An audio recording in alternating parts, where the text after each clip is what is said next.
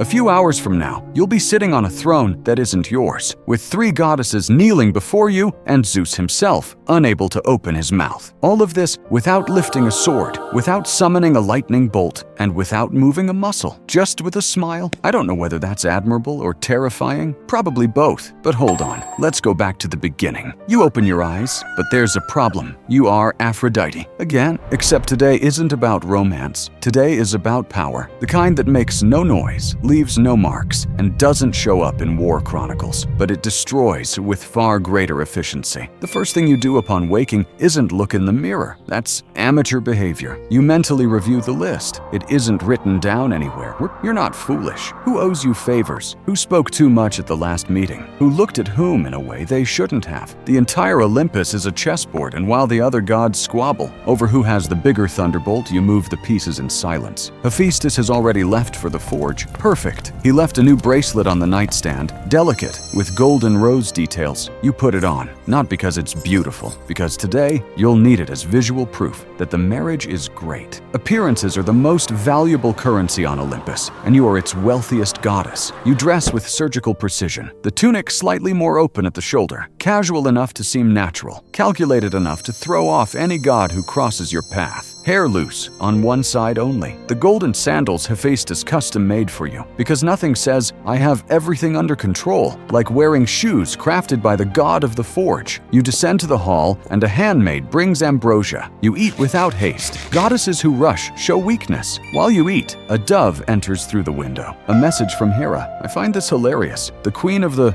gods using carrier dove to speak to the woman she hates most. The message is brief. Extraordinary meeting on Olympus. Attendance mandatory. Agenda: redistribution of temples in the Peloponnese. Redistribution of temples. Translation: Athena wants to steal your cult territories. You read the message twice, not because you didn't understand it, but because you're savoring it. Athena thinks she can win a war against you using logic and arguments. Poor thing. Bringing a spear to a charm fight? Before heading to Olympus, you make a stop. Cyprus, your main temple. The scent of incense and flowers is so dense, it almost has texture. But you're not here to receive prayers. You're here to collect intelligence. Your head priestess, Mneserete, is the best spy in the ancient world. The confessions made inside Aphrodite's temples are the greatest intelligence network ever assembled. Kings who confess weaknesses, generals who reveal fears, wives of powerful men who share bedroom secrets. Everything flows back to you. Mneserete delivers 3 crucial pieces of intelligence. Athena spent the past week visiting cities in the Peloponnese, promising military protection in exchange for temples dedicated to her. Hera is furious with Zeus over a nymph, again, and is vulnerable. And Artemis refused an alliance request from Athena, which means the goddess of the hunt is neutral. Neutral is good. Neutral means she can be persuaded. You absorb it all with the calm of someone who has been playing chess for millennia. Every piece of information is a weapon, and unlike Ares' weapons, yours don't break and don't make noise. You materialize on Olympus. The hall is full. Zeus on the central throne, bored as ever. Hera beside him, wearing that face of someone who bit into a lemon and found a worm inside. Athena is already on her feet, with maps and scrolls, ready for a presentation that probably includes charts. Ares in a corner, cleaning his nails with a dagger. Apollo tuning his lyre. Artemis leaning against the farthest column, arms crossed, wanting to be anywhere but here. You enter, and the room shifts, not dramatically, subtly. Shoulders that straighten, glances that look away half a second too late. You don't need to announce your arrival. Your presence is the announcement. Zeus opens his mouth to speak, but you raise your hand. A small gesture, elegant fingers rising in the air, and Zeus closes his mouth. The god of gods, lord of lightning, silenced by 5 raised fingers.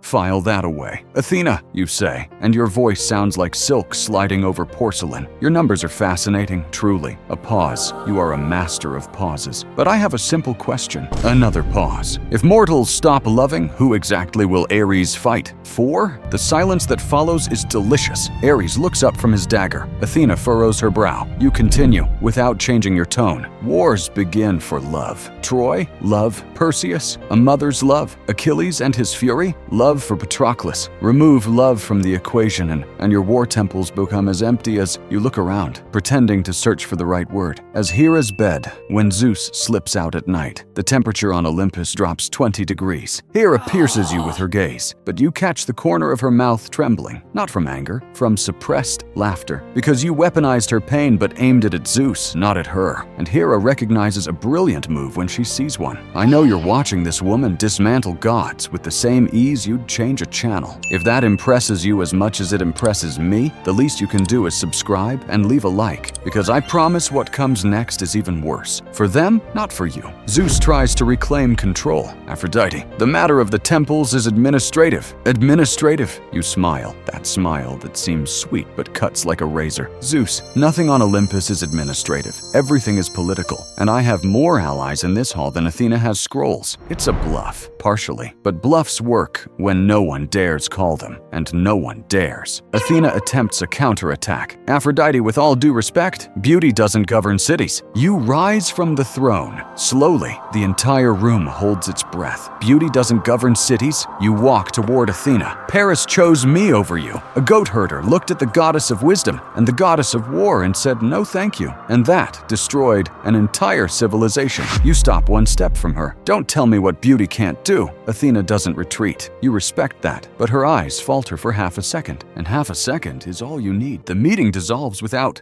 resolution. The temples remain as they are. Athena lost, not because she was wrong. Her arguments were solid. She lost because you turned logistics into a demonstration of power. And on Olympus, perceived power is real power. You leave the hall, and Artemis catches up with you in the corridor. The goddess of the hunt is direct. No games. You manipulated that entire room, she says. It's not an accusation, it's an observation. I protected what's mine, you reply, using Zeus against Athena, Hera against Zeus, and Ares as an example without him realizing. Artemis studies you with those huntress eyes. You are more dangerous than anyone in there. I know, not arrogance. Inventory. Artemis hesitates. Athena will be back, with a better plan. I know that too. You touch her shoulder. When she comes back, it would be good to have the goddess of the hunt on the right side. Artemis doesn't respond, but she doesn't say no either. And in the game of Olympus, silence is almost a yes. You return home. Hephaestus is finishing a shield for some hero. He sees you and breaks into that genuine smile. How was the meeting? Productive, you say. And for the first time all day, it's the pure truth. He shows you the shield, polished bronze with battle scenes carved in relief. You praise every detail, and he beams with pride. Hephaestus is your greatest weapon,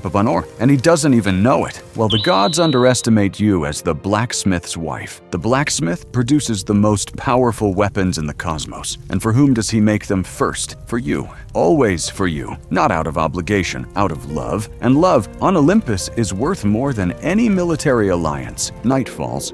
You receive another message, not by dove this time. Hermes appears in person, which means it's urgent. Athena is meeting with Apollo, he says, breathless. They're proposing a formal vote on the temples. A formal vote. That changes everything. In a vote, logical arguments carry weight. Athena in debate mode is practically unbeatable. You need votes, not charm. You spend the next 2 hours doing what you do best. Visits. Dionysus, first. Easy. 2 cups of wine, and a promise that his festivals will never lose funding. Vote secured. Hephaestus, obvious. He would vote for you even if he were running against you. Hermes, a favor exchange. You have information about certain nighttime deliveries of his that he'd prefer to keep secret. Ares, a quick visit. You don't need romance. You need him to understand that if Athena wins, the next war will have less emotional motivation and he'll become obsolete. 4 votes, plus yours, 5. Out of 12 Olympians, you need 7. 2 more to go. You go to Hera. The conversation is tense, full of sharp smiles and poisoned compliments. But you both know the truth. Hera hates you, but she hates Athena gaining power even more. If she controls the temples of wisdom and war, you say, what's the next step? Marriage? Family? Your territory, Hera. Hera gives you no answer, but when you leave, you are certain she won't vote against you. Neutralizing Hera is almost as good as having her on your side. 1 vote left, and the only person remaining is the most difficult, Demeter. The goddess of the harvest doesn't care about politics, doesn't care about power, and doesn't care about you. She cares about one thing, Persephone. You find Demeter in her fields. The scent of ripe wheat fills your lungs. She looks at you with suspicion. What do you want, Aphrodite? A favor. In return, I'll ensure that Hades treats Persephone with the respect she deserves for the next 100 years. A lie?